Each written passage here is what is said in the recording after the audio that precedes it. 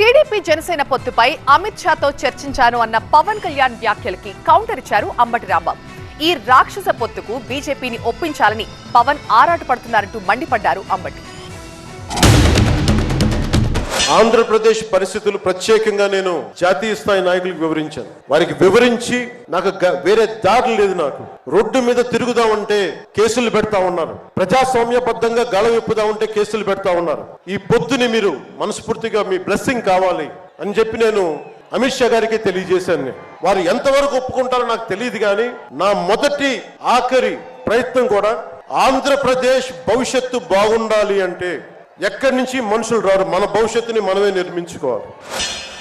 నేను ఆల్రెడీ బీజేపీతో పొత్తులో ఉన్నాను, గుర్తుందనమాట, సంతోషం. ఆల్రెడీ పొత్తులో ఉన్నాను.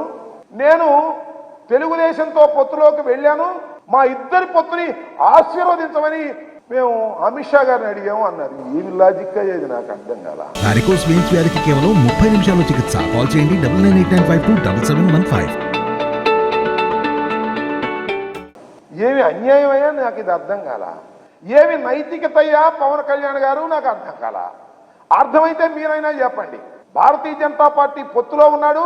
భారతీయ జనతా పార్టీ పొత్తులో ఉండి తెలంగాణలో పోటీ చేసి తుక్కుతుక్కుగా ఓడిపోయాడు. ఇవాళ ఏమంటా అంటే నేను తెలుగుదేశంలో పొత్తులో పెట్టుకున్నాను, మీరు ఆశీర్వదించమంటున్నాడు. అంటే అసలు పొత్తులో ఉన్నావా లేదా? నీకు అలవాటలే. రాజకీయంగా ఒకరితో పొత్తులో ఉండి మరొకరితో రహస్యంగా సంసారం చేయడం నీకు రాజకీయంగా కాకపోయినా నీకు నిత్య జీవితంలో నీకు అలవాటే. అదే పద్ధతుల్లో ఇవాళ ఇక్కడ బంధం కొట్టుకోకుండా అక్కడికి వెళ్ళి వాళ్ళతో బంధం పెట్టుకొని ఈ బంధం వారిని ఆశీర్వదించమని అడిగేటటువంటి దిగజారుడు రాజకీయాలు చేస్తున్నటువంటి వ్యక్తి ఇవాళ పవన్ కళ్యాణ్ గారని ఈ సందర్భంగా నేను మనవి చేస్తున్నాను.